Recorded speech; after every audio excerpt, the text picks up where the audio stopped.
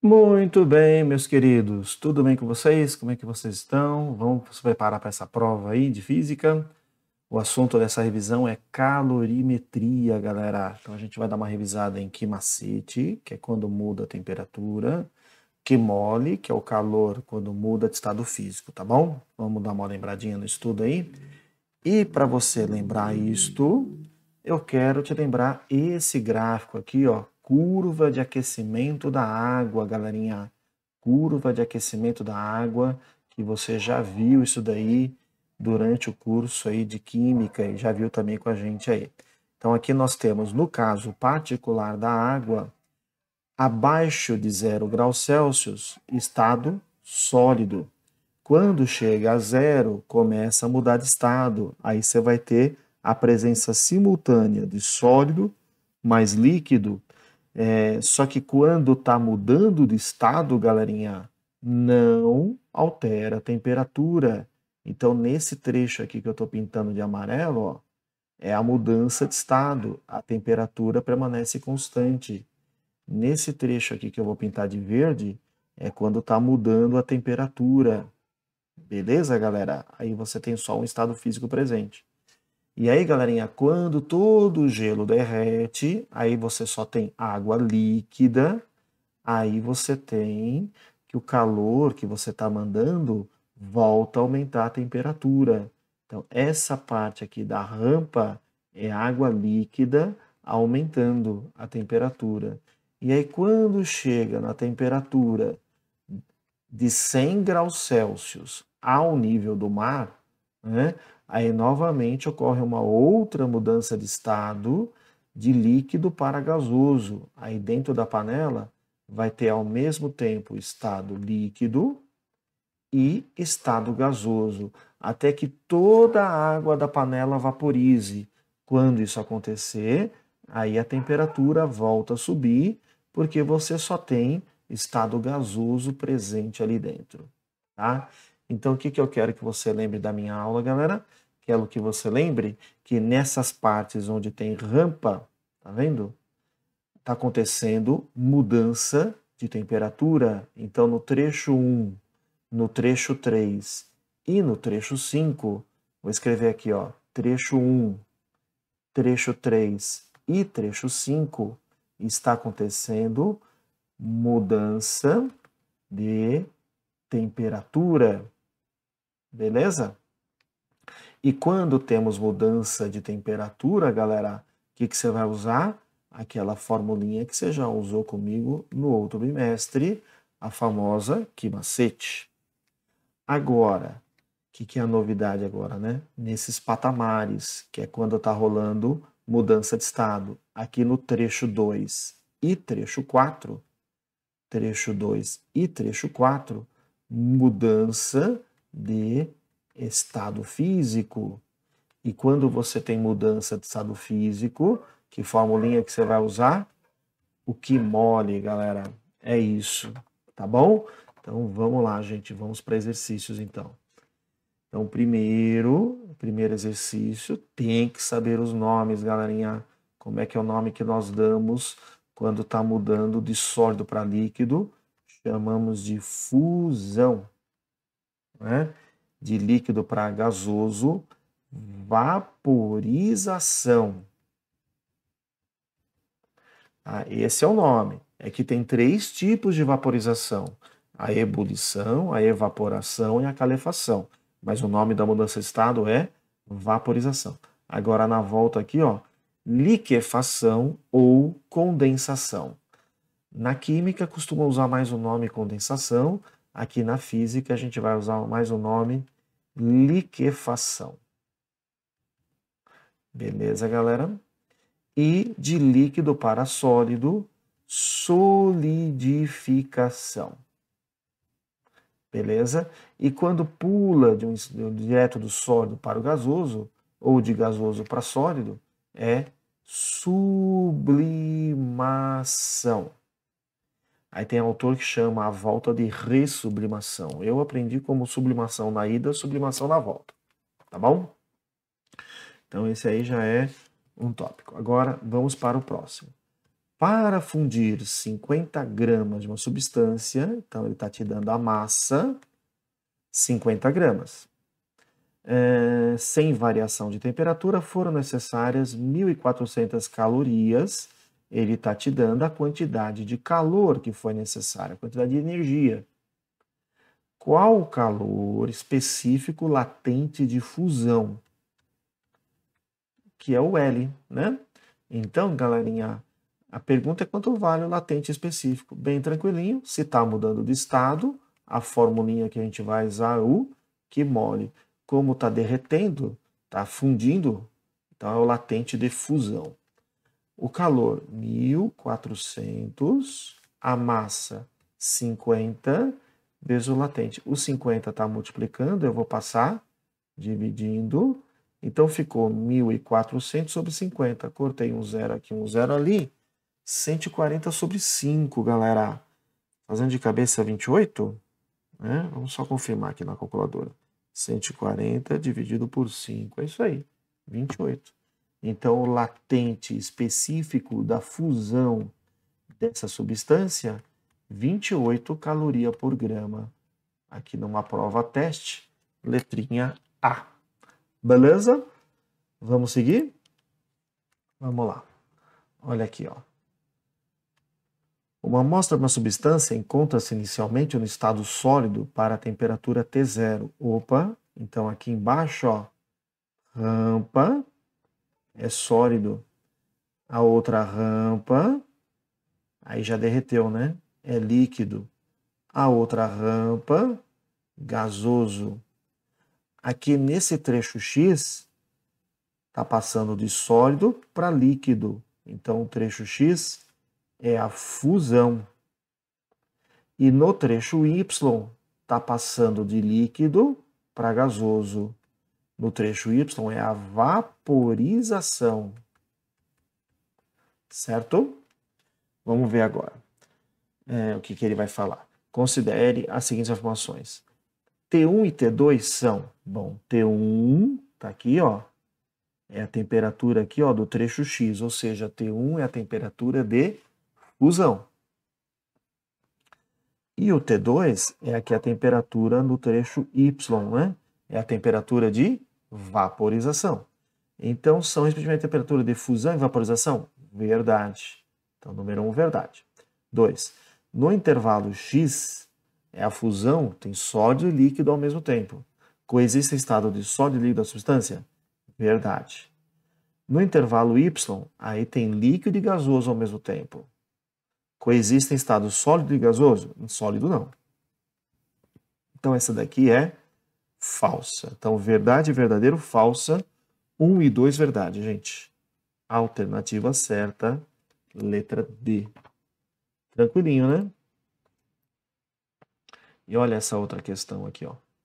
Qual a quantidade de calor necessária e suficiente para transformar um bloco de gelo de massa 100 gramas? Opa! Massa 100 gramas a menos 10 graus Celsius. Então, a temperatura inicial do gelo, menos 10 graus Celsius. Em água, a temperatura de 10 graus Celsius. Opa! Então, a temperatura final vai ser 10 graus Celsius, água líquida. Tá? E aqui é gelo.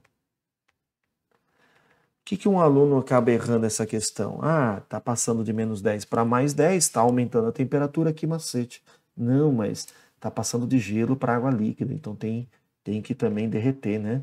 Para você não esquecer nenhuma etapa, por isso que é legal usar esse gráfico aqui, ó. Então você tem nesse exercício, né? Gelo, vou colocar aqui, ó. Gelo, eu vou colocar em...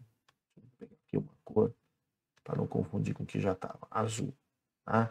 Então, você tem gelo a menos 10, tá? Então, vai começar aqui nesse ponto azul e vai até água líquida até 10 graus Celsius. Então, aqui está o final. Então, repare que primeiro tem que esquentar o gelo até ele chegar a zero, depois derreter o gelo e depois que ele derreter, aí esquenta a água líquida. Beleza? Então, são 3 etapas diferentes. Vamos lá? Então, calor total vai ser igual ao calor da primeira etapa, que é o aquecimento do gelo, mais o calor da segunda etapa, que é o derretimento do gelo, mais o calor da terceira etapa, que é quando o gelo virou água líquida e você vai esquentar ele até zero, tá bom? Então vamos lá. Calor total é igual. Então primeiro, vamos olhar aqui no gráfico. Primeiro, vai passar o gelo de menos 10 até zero. Então é esse aquecimento aqui, ó, que é o calor Q1. Então de menos 10 até zero. Então volta lá. Então se está esquentando,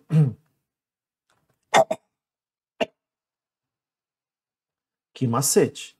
Massa do gelo, Czinho do gelo, variação de temperatura do gelo. Mas, agora que parte chegamos? Chegamos nessa segunda parte em que o gelo vai derreter. Que formulinha que a gente usa quando derrete o gelo? Formulinha do que mole. Massa do gelo vezes latente de fusão. Mais, e agora que todo o gelo derreteu, a gente vai elevar a temperatura de 0 até 10 graus Celsius. Esse derretimento foi o calor Q2. Agora, de 0 até 10 graus Celsius é o calor Q3. Beleza? Se está aumentando a temperatura, você vai usar a formulinha do que macete? Massa vezes Czinho da água vezes a variação de temperatura da água. Calor total é igual a massa do gelo é 100 gramas. O Czinho do gelo, aqui não foi dado, gente, ó, mas no exercício se eu colocar para vocês, vai ser dado, tá? É meia caloria por grama grau Celsius. Esqueci de colocar aqui na apresentação, tá bom? Mas é dado no exercício. Abre parênteses, temperatura final vai passar de menos 10 até zero. Então é zero menos, e a temperatura final é zero menos a inicial, que é menos 10. Mais, agora vamos derreter o gelo. A massa é 100, o latente de fusão do gelo não tem que saber de cor, não apareceu aqui no texto, esqueci de colocar, é 80 calorias por grama. Mas, agora derreteu tudo, vamos esquentar essa água líquida. 100, Czinho é 1 e vai aumentar desde 0 até 10. Então, já vou colocar direto a variação aqui, ó, 10. Aumentou 10. Então, o calor total vai ser igual.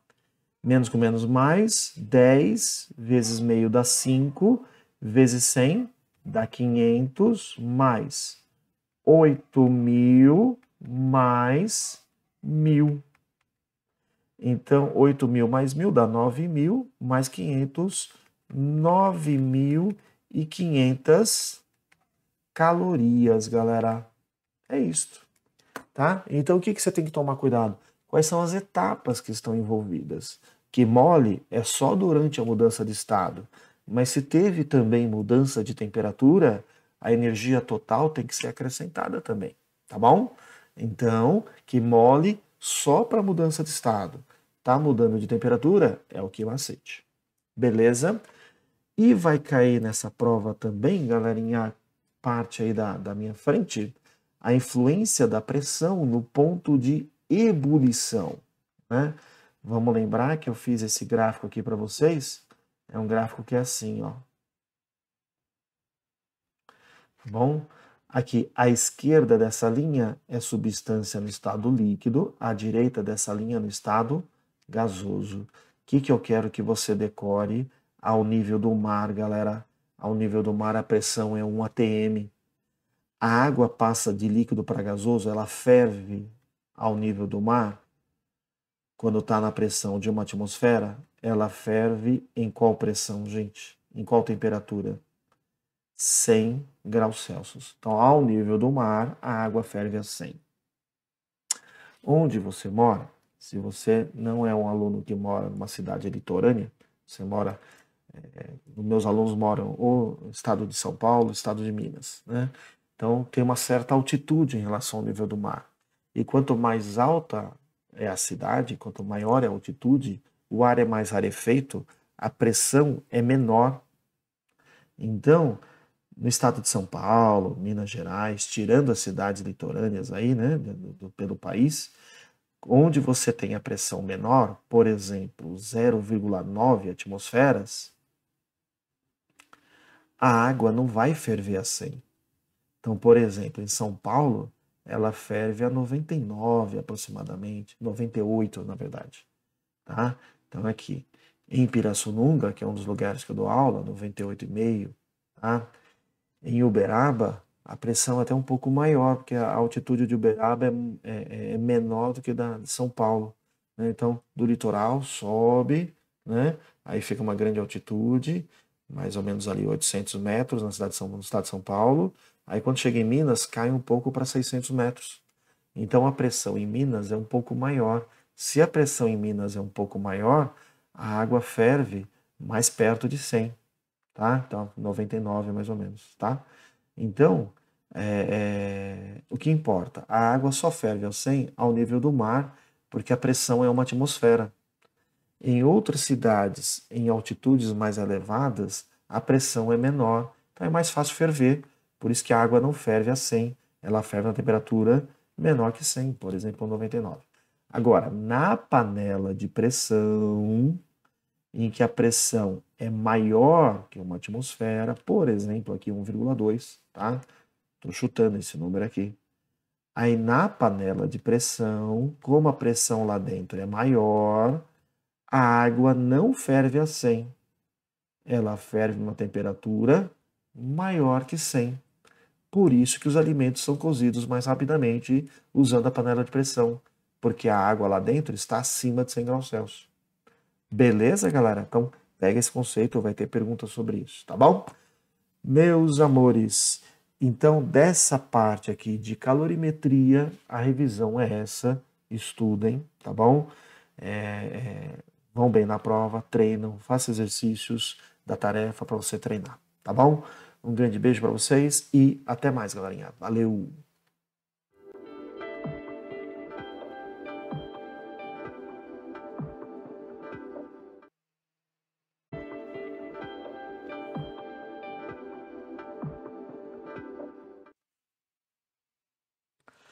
Olá, meus amigos, tudo bem com vocês? Vamos então fazer uma revisão de ótica para a prova específica, tá bom?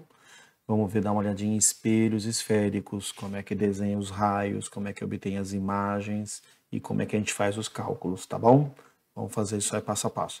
Vou deixar aqui na descrição do vídeo as minhas aulas que já estão no canal, as aulas completas aí de todo esse material. Se você quiser rever essas aulas, estarão disponíveis. Já estão disponíveis. É só procurar a playlist de ótica, procura lá espelhos esféricos, tem várias aulas ali de espelhos esféricos, tá bom? Gente, vamos então lá para a nossa revisão. Aqui está, galerinha. Deixa eu diminuir um pouco a tela. Aqui está. Primeiro eu quero te lembrar que existem espelhos côncavos, que é esse caso aqui, ó, né? Quando você coloca cabelitos do lado de fora, na parte externa, significa que você está usando a parte interna. Esse daqui é um espelho côncavo. Agora, quando você coloca cabelitos do lado de dentro, significa que você está usando a parte externa do espelho esférico. Quando nós usamos a parte externa, olha lá, convexo, ex de externo, tá bom? Então, espelho convexo, quando a gente usa a parte externa do espelho. Então, aqui nós temos, ó, espelho côncavo, espelho côncavo, espelho convexo, espelho convexo. Beleza? Então, o que eu quero te lembrar aqui? Como é que desenha os raios notáveis, tá? Para isso, a gente vai desenhar o primeiro raio, entra paralelo, né? Por onde que ele vai sair? Ele vai sair pelo... Opa, não era isso que eu queria. Ele vai sair pelo foco, certo? Aqui está. Então, entra paralelo, sai pelo foco, tá certo? Então, lembra de colocar flechinha, tá? Então, entra paralelo, sai pelo foco. Isso aqui é um espelho côncavo. Como é como é que é essa história no espelho convexo. Tá aqui, ó. Entra, paralelo. E daí, Sérgio? Vai sair na direção do foco. Opa, não era isto. Deixa eu só desenhar aqui com mais cuidado. Então, vai sair na direção do foco. Olha lá, ó. Tá vendo?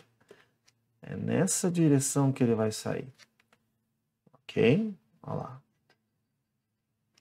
Beleza? Então, entra paralelo, sai pelo foco. Tem que decorar.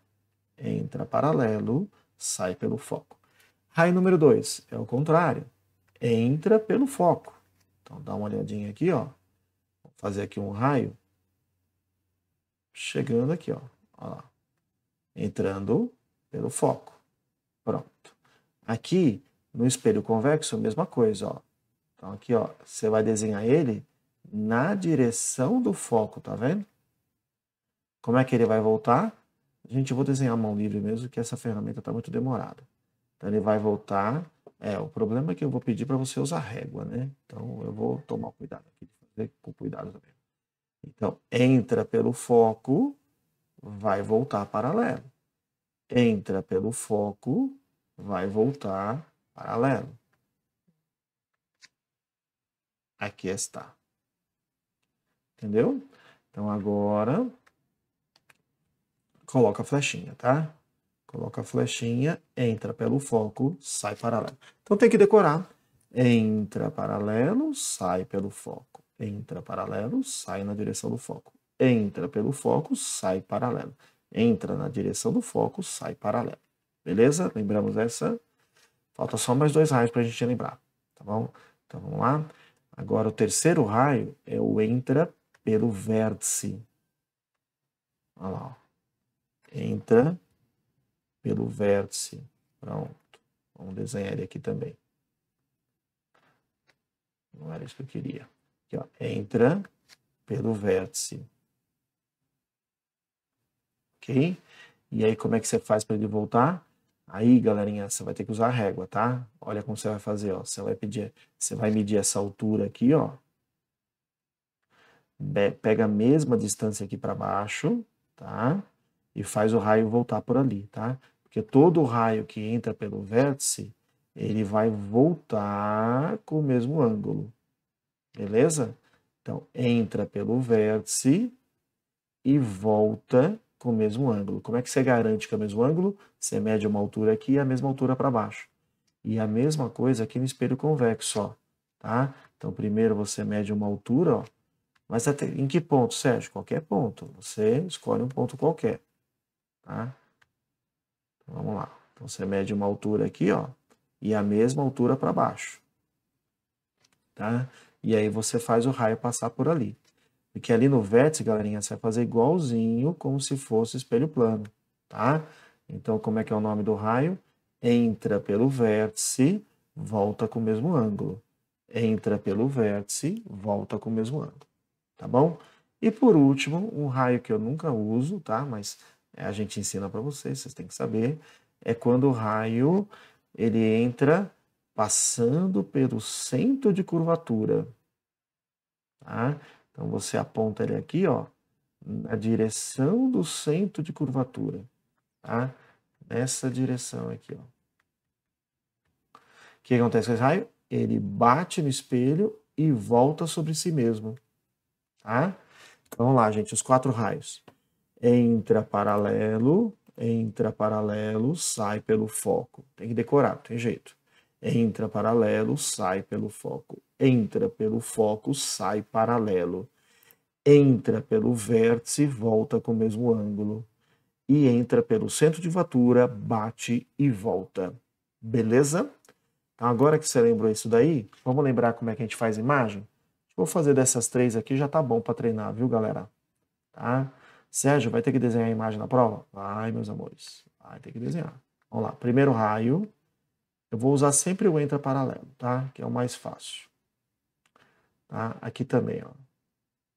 Oh, ele solta a ferramenta, né? Eu estava usando a ferramenta barra, né? Olha lá. Então, vou usar aqui, ó. O entra paralelo é o mais fácil né, o mais intuitivo, os alunos não erram. Olha lá, entra paralelo, tá vendo? Tudo bem? Então, o entra paralelo já está feito. Como é que esse raio volta? Ele volta passando pelo foco. Então, é o raio mais fácil. A galera não tem dificuldade nesse raio. Olha lá, entra passando pelo foco. Vamos fazer todos eles, ó. Entra passando pelo foco. Olha lá. E no último aqui também. Entra passando pelo foco. Pronto. Está um pouquinho torto aqui. Só. Pronto.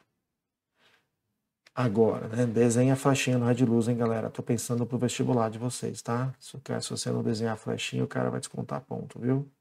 Então lá, primeiro raio entra paralelo, sai pelo foco. Segundo raio, vamos usar o entra pelo foco. Aqui está. Aqui também, ó. Entra pelo foco. E aqui também, ó. Entra pelo foco. Se precisar, que nem nesse caso aqui, ó, prolonga o espelho, viu? Prolonga o espelho.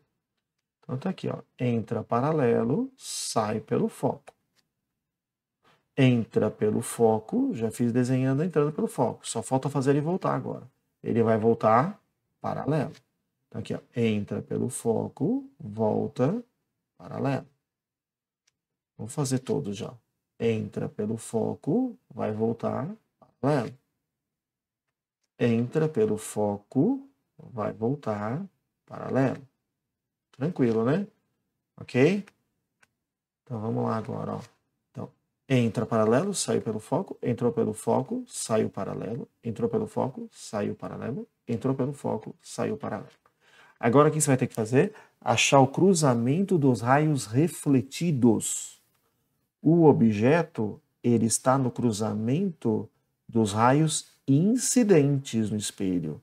Agora, pega esse aqui que é o refletido, pega esse aqui que é o refletido. Ah, eles se cruzaram aqui. Então, este ponto aqui é o ponto imagem deste ponto objeto. Só que como esse ponto está embaixo deste principal, significa que essa imagem vai ficar invertida. Ok? Vamos achar aqui também, ó. O objeto, ele está no ponto, no cruzamento dos raios incidentes que chegam no espelho. Esse aqui, ó, está voltando. Esse aqui está voltando. Acha o cruzamento deles. Aqui está. Ó. Tá? Então, aqui está a imagem. Muito bem. Vamos agora pegar esse aqui, ó. Esse aqui é incidente, esse aqui é refletido. Esse daqui é incidente, esse aqui é refletido. Acha o cruzamento dos refletidos. Está aqui, ó. Então, como está embaixo desse principal, essa imagem ficou invertida, galera. Olha lá. Invertida. Pronto. Agora, o que eu quero, que eu vou pedir para você fazer isso na prova também, que você classifique essas imagens, tá? Então, vamos lá. Imagem. Como essa imagem aqui é cruzamento do raio de luz de verdade, né? Tá chegando ali. Então, a imagem do tipo real. Tá? Direito ou invertida? Invertida. Maior, menor ou de mesmo tamanho? Menor. Vamos agora classificar essa daqui, ó. Imagem.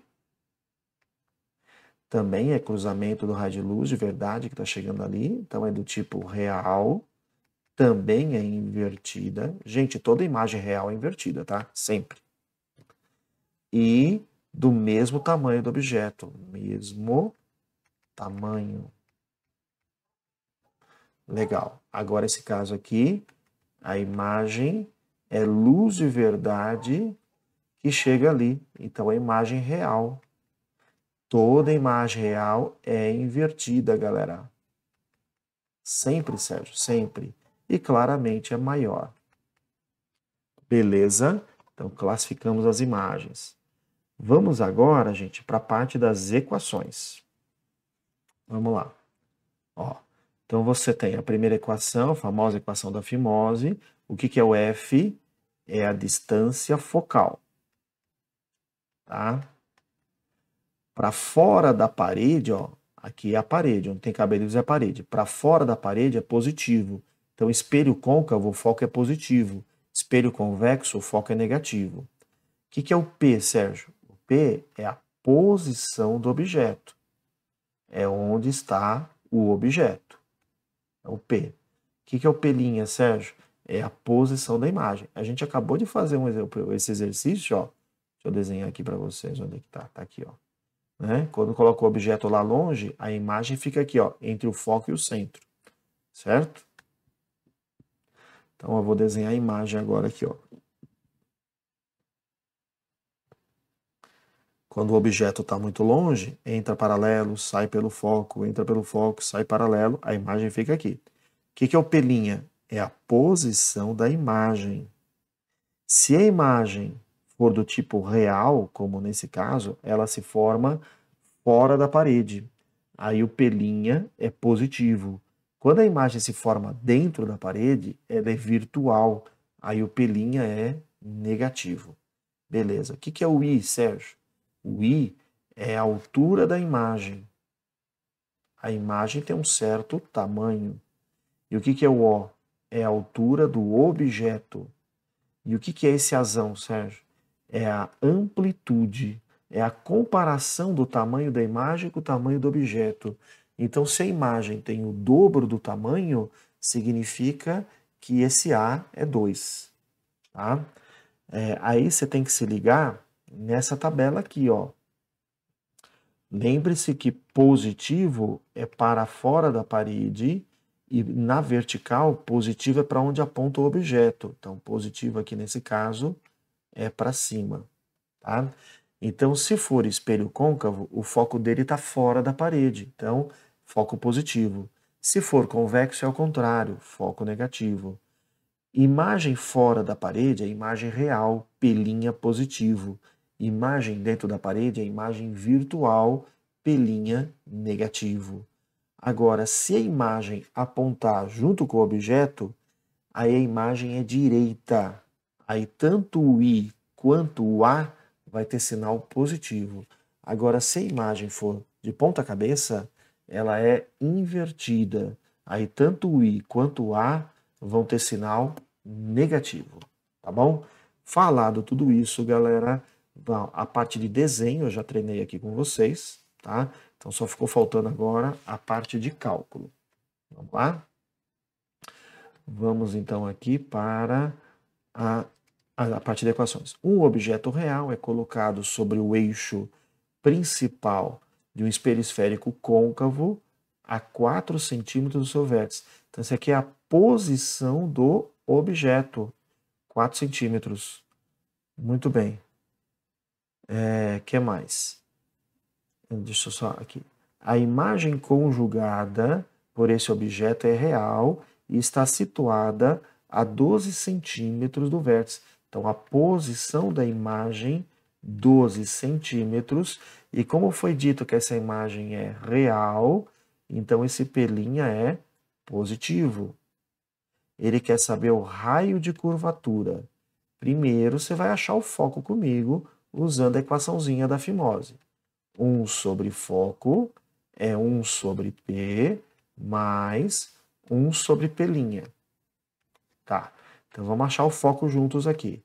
1 sobre foco é igual a 1 sobre a posição do objeto é 12, mais 1 sobre...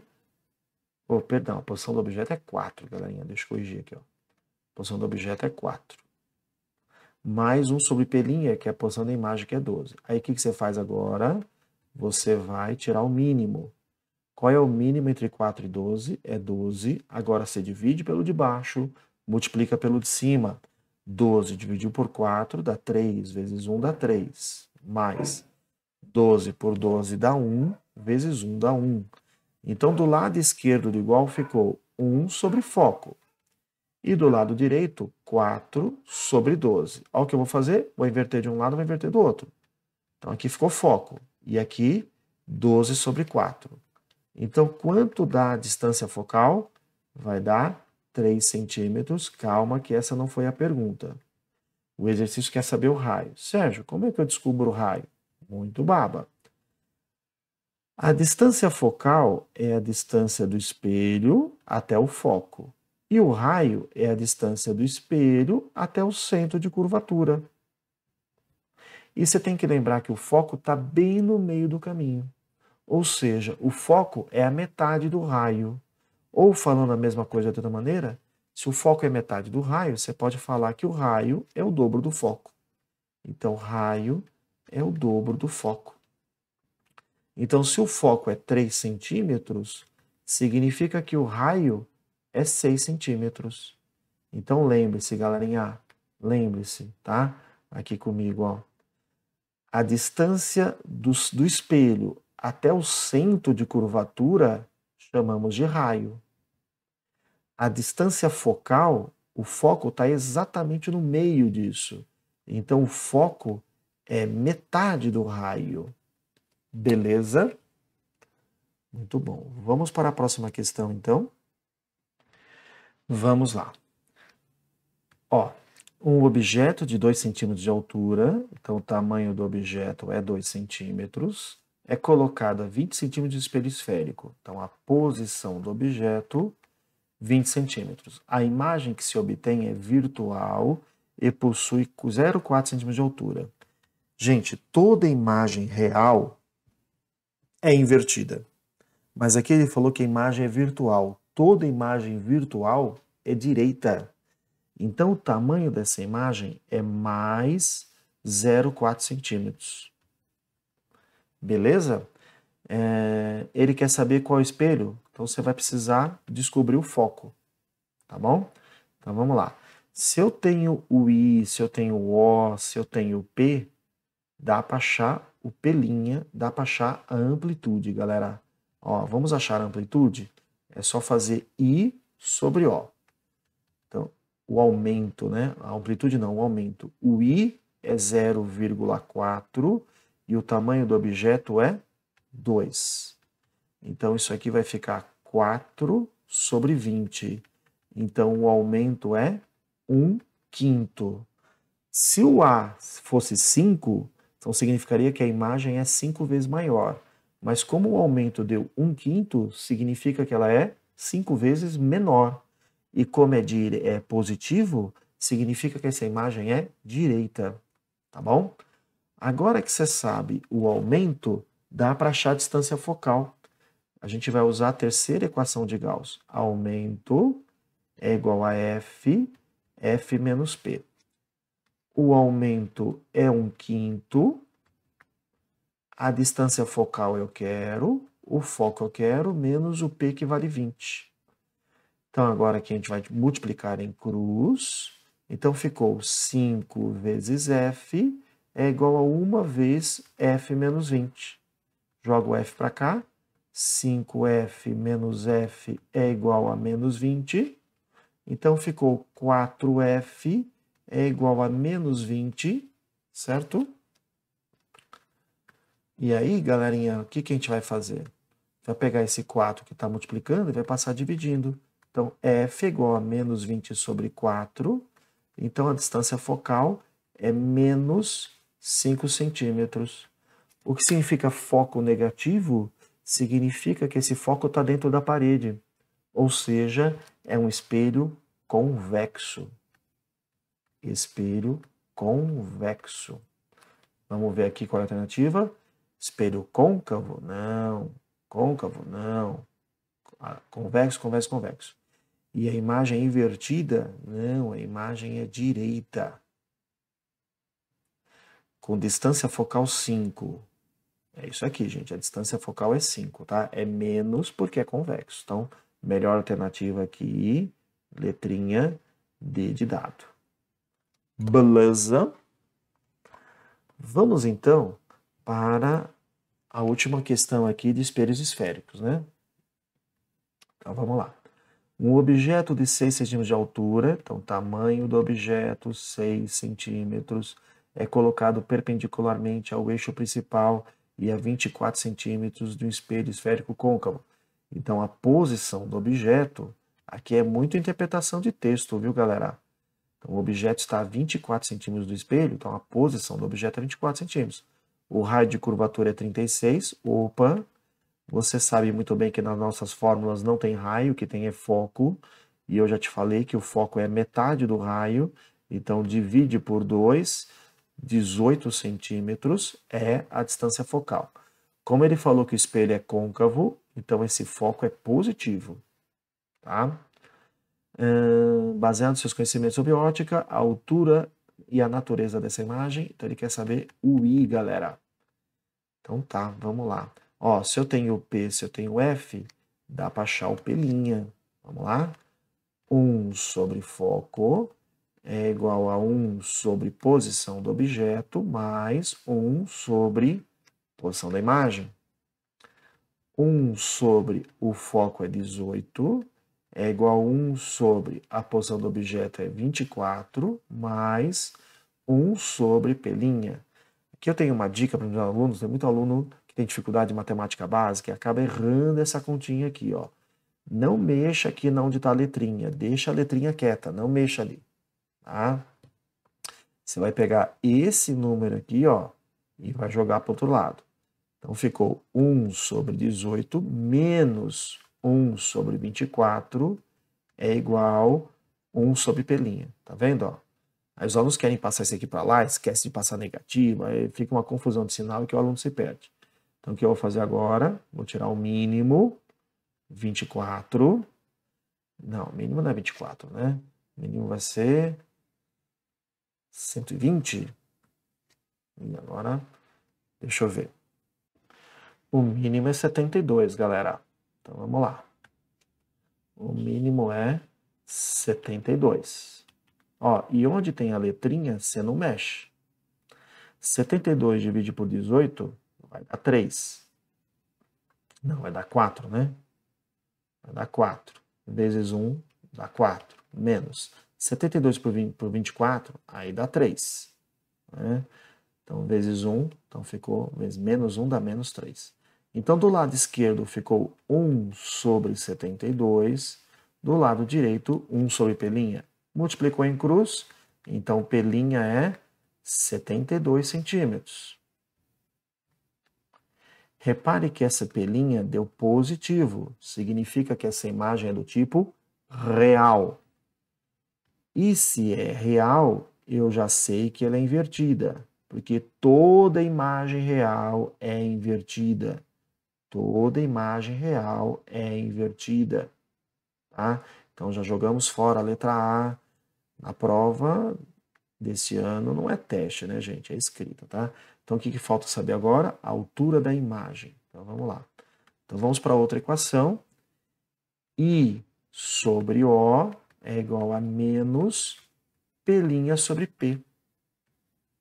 Tá? Então o tamanho da imagem sobre o tamanho do objeto é 6. É igual a menos o P', esse menos é da fórmula, viu, gente? O P' é 72, que você achou, esse menos é da fórmula, tá? Menos o P' vale 72 e a posição do objeto é 24. 72 por 24, galerinha, 72 por 24 dá 3, né? Dá 3. Então ficou I sobre 6 é igual a menos 3. Então, multiplicando em cruz, vai dar menos 18 centímetros. Esse menos é para você lembrar que essa imagem é invertida, galera, tá bom? Esse menos é porque essa imagem é invertida, beleza? E ela vale 18 centímetros. A alternativa correta, letrinha D de dado. Então, da parte de ótica vai cair desenho, obtenção de imagens, tá certo? E as equações de Gauss. Muita atenção na leitura do texto e especial atenção para essa tabela aqui, gente, ó. Espelho côncavo, o foco é positivo. Espelho convexo, o foco é negativo. Imagem real, o P' é positivo. Imagem virtual, o P' é negativo. Se a imagem for direita, o I e o A serão positivo. Se a imagem é invertida, o I e o A serão negativo. E aí tem aquelas frases que ajudam, né? Toda imagem real é invertida. Toda imagem virtual é direita. Tá? Se uma imagem está projetada numa tela, ela tem que ser real. Tá bom? Então, galerinha, com isso, a nossa revisão de ótica, ela chega ao final. Espero que você faça mais exercícios, que essa nossa aula seja de um guia para vocês estudarem, tá? Ficou escuro aqui agora. Eu vou melhorar a iluminação aqui para o próximo vídeo. Tá bom? Bom estudo para vocês e boa prova, galerinha. Até mais. Valeu!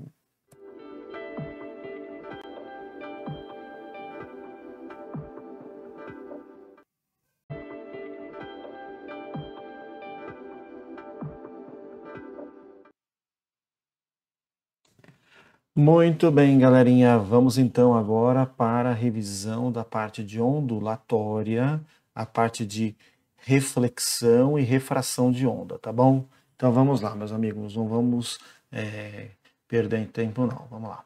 Ó, reflexão de onda, tá?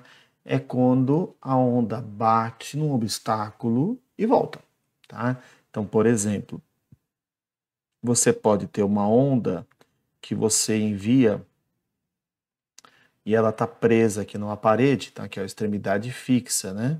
Então, quando a onda vai, aí ela volta. No caso de extremidade fixa, eu quero lembrar que ela volta ao contrário, ela volta invertida. Extremidade fixa inverte a fase da onda, tá bom? Então, isso é reflexão. É quando a onda vai e ela volta. Então, sempre que a corda estiver presa numa extremidade fixa, a onda vai voltar com a fase invertida. Se vai uma crista, volta um vale. Se você manda um vale, volta uma crista. Rola inversão de onda. Se a extremidade for móvel, tá? Então ali a corda está presa num anel que pode subir e descer, aí não inverte a fase não. Do jeito que vai, volta. Vai uma crista, volta uma crista. Tá bom? Vai um vale, volta um vale para extremidade móvel. Para extremidade fixa, a inversão de fase. A inversão de fase. Ou seja, se você manda uma crista, bate no obstáculo, volta com a fase invertida. Se você manda uma crista, volta um vale. Muito bem.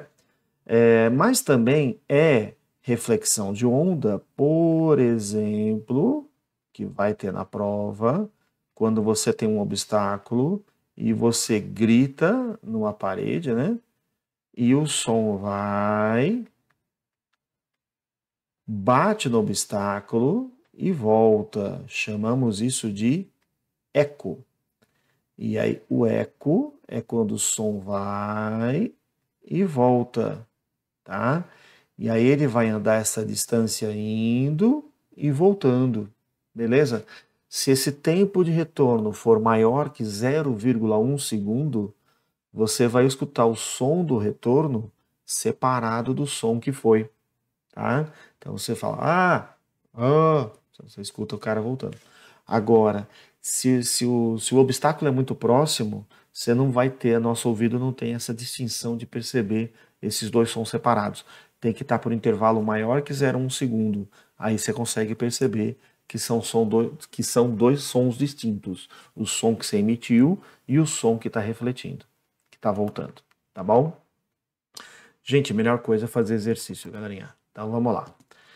Meus amores, reflexão. A figura representa a propagação de dois pulsos em cordas idênticas e homogêneas. A extremidade da esquerda está fixa. Então aqui, ó, extremidade fixa. Já aqui, ó, e já na situação 2, extremidade livre ou móvel. Tá? Então aqui a extremidade fixa, ela está presa aqui. E aqui, ó, tem um anel que ela pode subir e descer. Tá bom? Extremidade fixa inverte a fase. Você manda uma crista, tem que voltar um vale. Beleza? Vai voltar um vale. Então joga fora esta, joga fora esta, joga fora esta. Agora, extremidade móvel não ocorre inversão de fase. Você enviou uma crista, vai voltar uma crista. Beleza? Então joga fora esta. Essa daqui está certa, essa está certa. Então, a alternativa certa, letra B. Essa daqui está errada. Tá bom? E essa aqui também está errada. Muito bem. Queridos, então, Essa primeira parte era isso mesmo. Agora, pergunta que envolve eco, que é muito usado pelos morcegos na ecolocalização. Eles emitem som, bate no obstáculo e volta. É igual o submarino com sonar, mesma ideia, tá? Só que o morcego usa som. Na verdade, ele usa um ultrassom. O sonar também usa um ultrassom. E aí como funciona? Se o som retorna rápido, é porque o obstáculo está próximo. Se o som demora mais para voltar, é porque o obstáculo está longe. Então, os morcegos são cegos, bem cego, né? Mas a visão dele é muito ruim. Para se guiarem, eles emitem um som na faixa de ultrassônicas, então não é audível, que é refletido pelos objetos. O fenômeno conhecido como eco é processado, permitindo a determinação da distância do objeto. Considerando que a velocidade do som no ar é 340 metros por segundo, é legal decorar isso aqui, viu, gente? Se o exercício der outro valor, você usa outro valor. Se não der, você vai usar 340. E sabendo que o intervalo de tempo entre a emissão e seu retorno é 1 vezes 10 a menos 2, então ΔT do eco é 1 vezes 10 a menos 2 segundos. Ele quer saber a distância que um objeto se encontra do morcego. Bem tranquilinho. E já vou até adiantar onde que a galera erra. Tá? Então tá aqui, ó. Olha o morcego, ó, a habilidade, ó. Os dentinhos. Muito bem. Ele emite um som. Ele emite um som. Bate no obstáculo e volta. Legal. Essa distância aqui, ó, é a distância Dzão que nós queremos saber. Tá? Que formulinha você vai usar? Aquela bem básica, gente. Velocidade ΔS sobre ΔT. Por que você pode usar essa equação, galera? Porque o som tem velocidade constante. Então, é movimento uniforme. Por isso você pode usar essa equação, tá bom? A velocidade do som, 340. O tempo, 1 vezes 10 a menos 2. E o ΔS, que é aqui que a galera erra, hein? Se esse tempo é o tempo que demorou para o som ir e voltar, que é o que ele falou no texto, então o ΔS dele é a distância que ele andou indo e voltando. Ele andou uma distância d indo e mais uma distância d voltando. Então aqui é 2d, galera. Tá bom? Vamos multiplicar em cruz. 2d é 340 vezes 10 a menos 2. Então, D é igual. 10 a menos 2 vai fazer a vírgula da parte esquerda duas casas. 3,4 sobre 2. Então, esse D é 1,7 metros. Já te adianto, galerinha, sempre que eu coloco questões desse tipo aqui para o segundo ano, mais ou menos metade dos alunos acabam esquecendo que o eco, a onda vai e volta. Então, andou a distância duas vezes. E acaba errando essa questão. Fica ligado, tá? Então, distância 1,7 metros, letra D de dado aí nesse exercício. Vamos então agora para uma terceira questão. Aqui está. Para determinar a profundidade de um poço de petróleo, um cientista emitiu com uma fonte, na abertura do poço, ondas sonoras de frequência 220 Hz. Sérgio, o que a frequência importa aqui? A priori nada, a menos que ele não dê algum outro dado, e você vai usar isso aí para achar a velocidade. Sabendo que o comprimento de onda é 1,5, então é por isso que ele deu a frequência e ele te deu lambda. Então, primeira coisa aqui, gente, a gente vai ter que achar a velocidade do som. Tem que dar perto de 340, né? Porque é a velocidade do som no ar. Mas não é obrigado a dar 340, porque a velocidade do som depende da pressão, depende da temperatura local. Então aqui, ó, o comprimento de onda é 1,5 e a frequência é 220. Galerinha, eu vou ganhar tempo aqui na calculadora, tá? Então, aqui está 1,5 vezes 220, deu 330, tá? Então, 330 metros por segundo. Então, aquilo que eu falei, dá perto do 340. E olha o que ele fala agora. E o cientista recebe como resposta um eco após 8 segundos. Então, tempo do eco. O que é eco? O som foi e voltou. Beleza? O exercício quer saber a profundidade do poço. O que aconteceu aqui, gente? Vou fazer aqui do ladinho. Ó. Aqui nós temos o poço do petróleo. Tá? Aqui está onde está o líquido, o fluido. E aí o cara emitiu uma onda. O som foi e voltou depois de 8 segundos. Então dá para achar a profundidade, né? Que eu vou chamar aqui, ó, de H. Beleza? Que formulinha você vai usar? Velocidade do som é o ΔS, que o som anda sobre ΔT. Nesse exercício, a velocidade do som você vai usar 330. O ΔS, como esse tempo de 8 segundos o som foi e voltou, então ele andou essa altura H indo, essa altura H voltando. Então é 2H.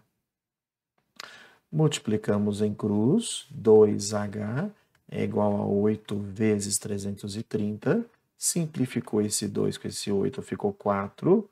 Então H é igual a 4 vezes 330. Fazendo de cabeça vai dar 1.200, 1.320. 4 vezes 330, 1.320 metros, galera. 1.320 metros, a alternativa correta, letrinha D de dado. Entendeu? Então a onda vai e volta. Toma cuidado com a distância. Se foi o tempo da onda ir e voltar, você tem que pegar a distância que a onda andou indo e voltando. Se foi o tempo só de ida, pega a distância só de ida. Tá claro? Então, leitura do texto, interpretação do texto, análise do texto aí, para você não perder a informação. Tá bom? Bom, vai cair nessa prova também refração de onda. O que é refração de onda? É quando a onda muda de um meio material. Então, por exemplo, aqui nós temos o ar e a água, que é o meio que mais cai. Aí nós temos aqui, ó, uma onda chegando por esse caminho aqui, ó. Tá? E aí, ó, essa onda, se for onda luminosa, vai se aproximar, mas se for onda sonora, vai se afastar. O porquê eu vou deixar isso aí para os professores falar, tá bom? Não é o nosso foco aqui. E aí o que você tem, ó? Essa onda chegando aqui, ó. A onda aqui, ó, que é a frente de onda, tá? Perpendicular ao caminho da onda. Então essa frente de onda aqui chegando, aí ela vai mudar de meio, ela vai sofrer um desvio. Olha lá. Tudo bem? A onda mudou de meio. Quando muda de meio, muda de velocidade. Então, na refração, mudança da velocidade da onda. Então, a velocidade da onda vai mudar. Por isso que ela pode sofrer um desvio. Tá? Pode sofrer desvio. Sofre desvio. Sofre desvio. Legal. Opa, tá errado ali, deixa eu apagar. Então ela vai sofrer um desvio. Muito bem. Agora, e a parte matemática? Como é que vai ficar? Ah, não, tem uma coisa muito importante aí que eu vou dar um destaque aqui, ó. Tá? Quem que não muda? Não, ó, muito importante aqui, ó. Muda a frequência. Então eu quero que você entenda que a frequência da onda, eu assim, para ajudar os alunos a decorar, eu quero falar a seguinte frase: a frequência da onda é a alma da onda, tá? Então quando ela entra na água, não muda a frequência, muda a velocidade, consequentemente muda o lambda, mas a frequência não muda. Que equaçãozinha que você vai usar? Essencialmente vai lamber ferida, mas a frequência não muda. tá? Na mudança de meio material, a frequência permanece constante. Se a onda passou do ar, se for uma onda sonora, né, por exemplo, e entrou do ar para a água, a velocidade no ar, no caso do som, 340 metros por segundo. No caso da água, não tem que saber de cor, mas a velocidade do som na água, aqui no ar, né? Na água, 1.500 metros por segundo. Então a velocidade do som aumenta. Então quando a onda entra na água, a onda sonora entra na água, o lambda dela também aumenta. Além dela sofrer um desvio, tá? O lambda aumenta. Como é que eu quero que você visualize isso aqui, ó? Essa distância, essa aqui são as cristas da onda, é o lambda da onda no ar. Quando ela entrar na água, além dela sofrer um desvio, o lambda vai ficar maior porque a velocidade aumentou, de tal maneira que a frequência não muda, hein, galera? Essas linhas laranjas aqui, ó, elas são as frentes de onda, tá? E a distância entre elas são as cristas, né? Então a distância entre elas é o lambda. Então aqui está o lambda da onda do som no ar e aqui o lambda do som na água. Por que que ela ficou mais afastada? Porque aumentou a velocidade. Quando aumenta a velocidade, aumenta o lambda, tá bom? Se a velocidade diminui, o lambda diminui, mas a frequência permanece constante. Beleza? Então, para matar exercícios dessa matéria, basicamente você vai usar vai lamber ferida, tá bom? Vamos lá? Vamos ver um exercício aqui padrãozinho de vestibular desse negócio? Vamos lá. Então aqui, ó, como vai envolver dois meios, seja organizado, tá? Então aqui, ó, a velocidade de uma onda sonora no ar, então aqui, ó, no ar. Então, velocidade da onda no ar, 340 metros por segundo. Tranquilo. E seu comprimento é 0,34. Então, lambda do som no ar, 0,34 metros. Passando para outro meio, onde a velocidade do som é o dobro, opa, ele não deu o nome, vamos chamar de meio x. A velocidade do som no meio x é o dobro, 680. Opa, se a velocidade dobra, aqui ó, pensa no vai lamber ferida. Como a frequência não muda, se esse cara dobra, o lambda também dobra. Tá? Então eu já sei já que o lambda aqui no meio x é 0,68, ó. Já dá até para matar algumas questões, ó. Essa daqui não, que é o lambda, né? Essa aqui também não, essa aqui pode ser, essa aqui pode ser, essa aqui não, tá? Mas a gente vai fazer a continha, tá? Os valores da frequência do comprimento de onda no novo meio então ele quer saber a frequência no meio x e ele quer saber o lambda no meio x. Como você sabe que a frequência não muda, se você descobrir a frequência da onda no ar, é a mesma no meio x. E como é que você vai saber, como é que você vai descobrir a frequência? Usando a equação mais importante da ondulatória aqui no ar. Vai lamber ferida. A velocidade é 340, o lambda é 0,34 vezes a frequência. O 0,34 passa dividindo. Então a frequência ficou 340 dividido por 0,34, que é a mesma coisa que vou andar a vírgula para a direita duas casas e aqui em cima também, ó, duas casas, acrescenta dois zeros. Tá? Então a frequência da onda no ar, então aqui ó, 34 sobre 34 de 1 e ainda sobrou 3 zeros, 1, 2, 3 Hz. Só que ele não quer no ar, Sérgio, ele quer no meio, no novo meio, que eu chamei de x aqui. Mas a frequência não muda, galerinha, quando muda de meio. A frequência é a mesma. Então, a frequência da onda no meio x também vai ser 1000 Hz. Aqui está. Então, só pode ser correta, letra C. Mas vamos provar aqui esse lambda aqui, tá bom? Ele quer saber o lambda. Então, aqui, ó, deixa eu só mostrar para vocês. Ó. Frequência no ar. Então, nós já achamos que é 1000. Frequência no meio x é a mesma, frequência não muda, só faltou agora achar o lambda no meio x. Então agora você vai usar a equação mais importante da matéria no meio x. A velocidade é 680. O lambda nós queremos e a frequência também é 1000. Passo 1000 dividindo. Então, lambda no meio x, 680 dividido por 1000, isso vai dar 0,68 metros. Beleza? Então, realmente, a alternativa correta, a letrinha C. Beleza, amigos? Vamos agora para a próxima, né? Não tem número essas questões.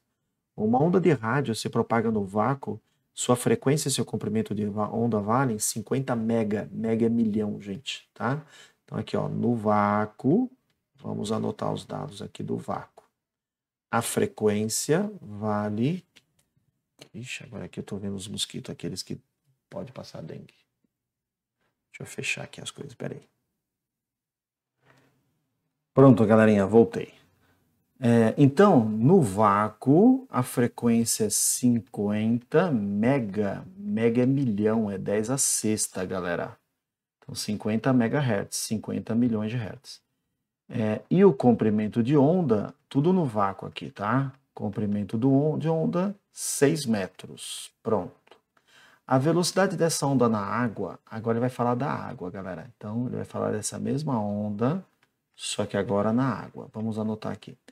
A velocidade da onda na água, vou anotar aqui embaixo. A velocidade da onda na água é 2,25 vezes 10 oitava metros por segundo. Então, podemos afirmar que na água, sua frequência, ele quer a frequência da onda na água, e o seu comprimento de onda, ele quer o lambda na água. Deu para entender? Gente, a frequência não muda, a frequência é a mesma, tá certo? Então, a frequência da onda no vácuo é a mesma frequência da onda na água. Vou te dar uma brincadeira para você fazer, né? Quando você pega um laser, por exemplo, um laser vermelho, você sabe que a cor está relacionada à frequência. Então, quando você joga um laser vermelho na água, dentro da água ele continua vermelho, porque a frequência é a mesma. Se você pega um laser verde e joga na água, dentro da água ele continua verde, porque não muda a frequência, tá bom?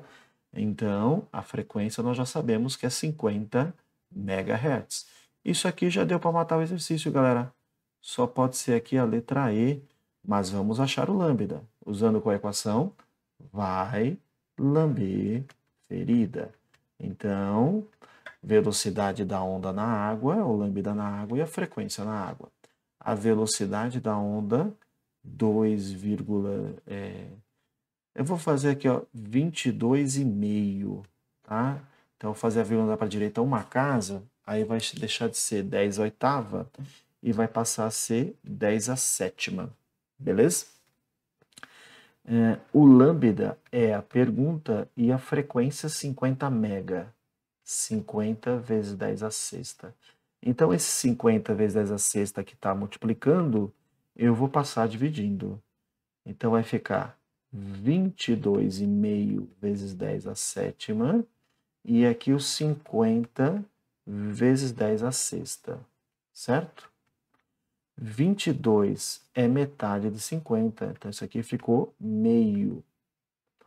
10 a sétima dividiu por 10 a sexta dá 10. Então, o lambda da onda na água vai dar 5 metros. É uma onda eletromagnética, né, gente? Uma onda de rádio, né? A onda de rádio, quando entra na água, diminui a velocidade. É o contrário da onda sonora. O que acontece com uma onda mecânica, acontece o contrário com uma onda eletromagnética. Uma onda eletromagnética, quando entra na água, tem a sua velocidade diminuída, porque ela já está na velocidade máxima, né? No vácuo, né? Quando ela entra no outro meio, a velocidade diminui. E aí o lambda diminui também. Tá bom? Então, tá 4,5 aqui. Pausa que eu vou verificar essa questão aqui. Ô, galerinha. Bobeada minha aqui. Ó, se fosse 25 sobre 50 daria meio, né? Mas não é 25, é 22,5, né? Certo? 22,5 é metade de 45 e não metade de 50, tá certo? Então, quando você divide 22,5 por 50, dá 0,45. Tá? Então, 0,45. 10 a sétima dividido por 10 a sexta dá 10. 0,45 vezes 10 dá 4,5. Então, realmente, a alternativa certa, letrinha E, bobeada na matemáticazinha aí. Toma cuidado você também na hora da prova, tá bom? Gente, então vamos nós para a última questão. Bom, nessa questão aqui, galera, vai envolver os ângulos também, ó. Aquela ondinha lá que entra do meio, passa do meio 1 para o meio 2, e como eu falei, ela muda o ângulo, tá certo? Porque mudou a velocidade. Quando tem esse tipo de exercício com ângulo, tá? Aí você tem que lembrar, seno do ângulo de incidência sobre o seno do ângulo, incidência seria aqui no meio 1, tá certo? É esse 45 aqui. Sobre seno do ângulo de refração, que no caso é o 30 graus, é quando passou para o outro lado, é igual a velocidade da onda no meio 1 sobre velocidade da onda no meio 2. Só que no lugar de V, você pode escrever lambda vezes F. Lambda vezes F em cima, lambda vezes F embaixo, tá? Você sabe que a frequência vai cortar, porque é a mesma, então ficou essa relação aqui, ó. Seno do ângulo de incidências. Opa, desculpa, gente. Estou escrevendo atrás da minha imagem aqui, né? Deixa eu alterar aqui. Pronto. Então aqui, ó. Seno do ângulo de incidência sobre seno do ângulo de refração é igual à velocidade no meio de incidência sobre a velocidade no novo meio que a onda passou. E no lugar de V, você pode escrever lambda F. Lambda F em cima, lambda F embaixo, como a frequência é a mesma, vai cortar. Então ficou lambda no meio 1 sobre lambda no meio 2, tá bom? Então, quando tem esse tipo de exercício, que tem ângulo envolvido, é essa equação que você vai usar, tá bom? Então, vamos lá. Um vibrador produz ondas planas na superfície de um líquido com frequência 10 Hz. Galerinha, então a frequência no meio 1 é igual à frequência no meio 2, que é 10 Hz. Frequência não muda. Com comprimento de onda, 28 centímetros. Então, lambda no meio 1, 28 centímetros. Ao passar do meio 1 para o meio 2, como mostra a figura, foi verificada a mudança na direção de propagação das ondas. No meio 2, o valor da frequência e do comprimento de onda são, gente, a frequência no meio 2 é 10 Hz. Não muda a frequência, galera, não muda a frequência, não muda a frequência. Vamos jogar fora a letra D e a letra E. Agora falta achar o lambda, tá? Então, lambda no meio 2. Então, ó, essa equaçãozinha aqui você vai usar, você vai apagar essa parte do meio, ó, tá? Tá vendo aqui, ó, tem dois sinais de igual? Você vai tampar alguém, tá? Então, vamos tampar esse carinha do meio aqui, ó. O que vai sobrar? Vai sobrar seno do ângulo de incidência sobre seno do ângulo de refração é igual o lambda no meio 1 sobre lambda no meio 2. Tá bom? Vamos lá? Seno de 45 graus sobre seno de 30 graus é igual o lambda no meio 1. No meio 1 é 28, foi dado no enunciado. E o lambda no meio 2 é a pergunta. Seno de 45, eu acho legal você saber de cor para o vestibular, tá bom? Raiz de 2 sobre 2. Então tá aqui, ó. Raiz de 2 sobre 2. Dividido pelo seno de 30. Dividido, seno de 30 é meio. Como é que você faz quando tem divisão de divisão? Copia o de cima e multiplica pelo de baixo invertido. É igual a 28 sobre lambda 2. Acho que agora já dá para a gente voltar para a tela maior, né? Esse 2 cortou esse 2. Então agora, vamos multiplicar em cruz.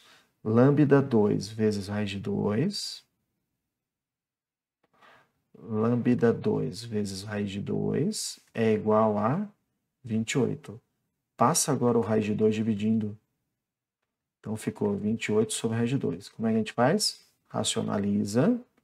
Então, lambda 2 vai dar 28 raiz de 2 sobre 2. Aqui, gente, eu vou fazer a continha aqui do lado, ó. Tá? Deixa eu pegar uma caneta preta. Aqui, ó. Então, lambda ficou 28 sobre 2, 14. E raiz de 2, está escrito aqui, ó, considere raiz de 2 igual a 1,4. Então, agora é só fazer esse produto. Eu vou ganhar tempo aqui, tá? Então, vai ficar 14 vezes 1,4. 19,6 aproximadamente, né? 19,6. Você sabe que raiz de 2 não é exatamente 1,4, né? Então, aproximadamente 20 centímetros. Aqui está a alternativa melhor aqui, letrinha B. Tá bom? Só colocando aqui para ficar coerente com o que estava aqui, né? Então, 19,6 centímetros. Muito bem. Beleza? Meus amores, ó, então, preparem, façam exercícios, façam mais aí questões da tarefa, dá uma olhadinha na aula dos professores que deram aula para vocês desses temas aí, refaçam os exercícios, tá bom? Se preparem bem, façam a prova bem organizada, fórmula, depois substitui, depois resolve o exercício, tá bom? Conto com a ajuda de vocês aí para poder ajudar vocês aí nas notas, tá bom? Então façam a parte de vocês. Beleza? Beijinho, galera. Abraço para vocês. Deixa aí de curtir o vídeo, compartilhar, ativar o sininho e tudo mais. Beleza, galerinha. Até mais. Tchau, tchau.